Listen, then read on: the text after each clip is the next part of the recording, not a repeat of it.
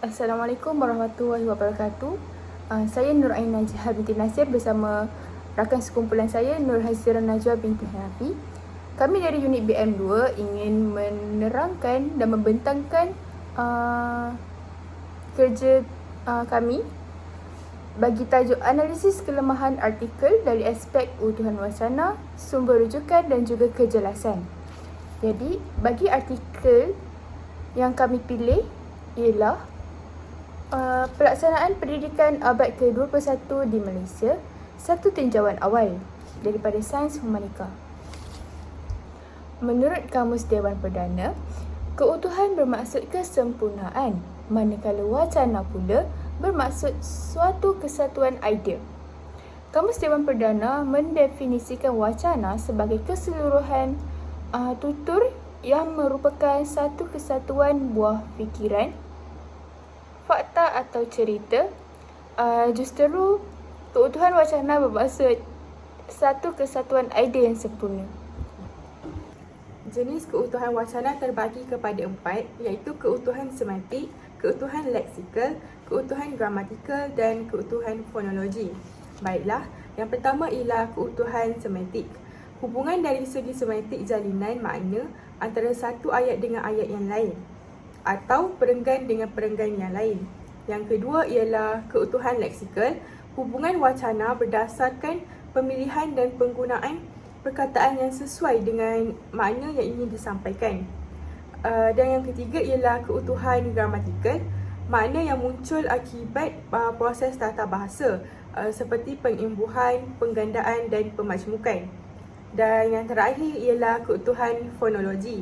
Keutuhan fonologi merupakan kajian tentang sistem bunyi bahasa yang berkaitan senarai bunyi bahasa dan ciri-ciri bunyi tersebut serta peraturan khusus yang menjelaskan cara bunyi-bunyi tersebut berhubung antara satu dengan yang lain.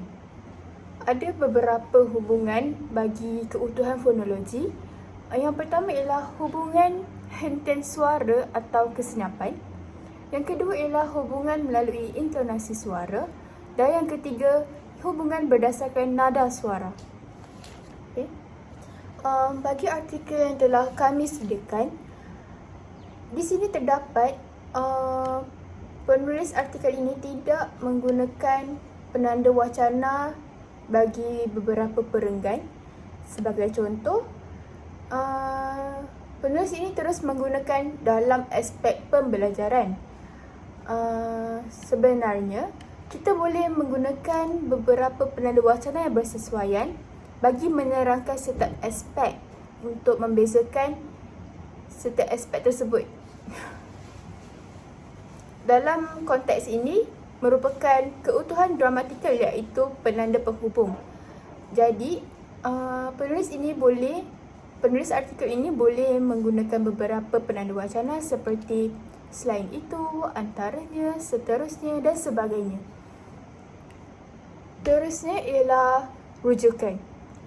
Rujukan ini merupakan satu perkara yang penting bagi membuktikan penulis sesuatu bahan bacaan telah membaca sumber-sumber seperti artikel, jurnal, buku dan sebagainya. Rujukan yang ditulis mestilah berfokus kepada format American Psychological Association 7, iaitu APA 7.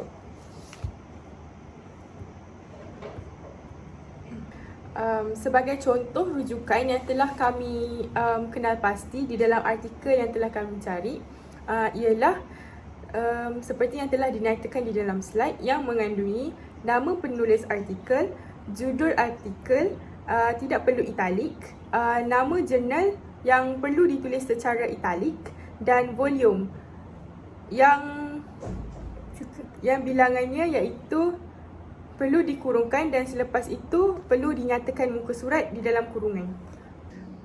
Bagi contoh rujukan yang telah kami cari dalam artikel ini, seperti yang telah kami tunjukkan, penulis artikel ini tidak meletakkan tanda noktah selepas nama penulis.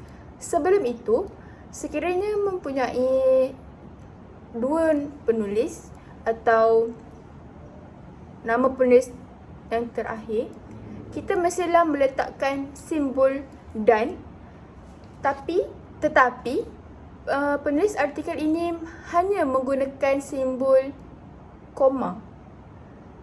Sepatutnya penulis perlulah menggunakan simbol dan. Seterusnya ialah kejelasan dalam penulisan. Ciri-ciri kejelasan dalam penulisan ialah penggunaan ayat yang ringkas dan tidak berbelit-belit, penulisan yang jelas, ayat tidak berulang-ulang dan ayat tidak bersifat sama-sama. Penggunaan ayat ringkas dan tidak berbelit-belit ini bermaksud penulis hendaklah memastikan pembaca mudah memahami apa yang ditulisnya. Dan bagi maksud ayat tidak berulang-ulang ialah penulis tidak boleh menulis isi dan huraian dan mengulanginya dengan maksud yang sama. Bagi kejelasan ini juga, kita mestilah menggunakan bahasa yang komunikatif, strategik dan berstruktur. Selain itu, penulis perlu mempunyai tujuan yang jelas, tepat dan maklumat yang ditulis itu logik. Tepat dan maklumat yang ditulis itu mestilah logik. Selain itu juga, penulis dapat belajar menyusun sesuatu ayat dan perenggan untuk mencapai kejelasan dalam penulisan. Termasuk juga, penulis perlu mempunyai koheren dan kohensi yang mantap dan bermakna. Bagi contoh kejelasan koheren di dalam artikel, Baiklah, koheren bermaksud kesinambungan ayat dengan ayat yang lain dalam sesebuah wasana. Contoh yang dapat kami berikan tentang kejelasan koheren di dalam artikel yang telah kami cari ialah seperti yang telah kami highlightkan di dalam slide, iaitu highlight yang berwarna kuning menunjukkan permulaan isi dan diikuti dengan highlight yang berwarna merah jambu iaitu penambahan huraian yang digunakan oleh penulis dengan menggunakan kejelasan koheren. Baiklah, itu sahaja daripada kami bagi menganalisis kelemahan artikel dari aspek keutuhan wacana, sumber rujukan dan juga kejelasan. Penulis hendaklah menggunakan ketiga-tiga aspek ini bagi memantapkan lagi penulisan mereka, terutamanya dalam keutuhan wacana dan dua aspek yang lain. Penulis juga hendaklah menguatkan lagi pengetahuan mereka tentang keutuhan wacana, sumber rujukan serta kejelasan agar pembaca dapat menggunakan bahan bacaan itu dengan betul dan bagi mereka membuat sumber rujukan dengan bahan bacaan yang betul dan tepat.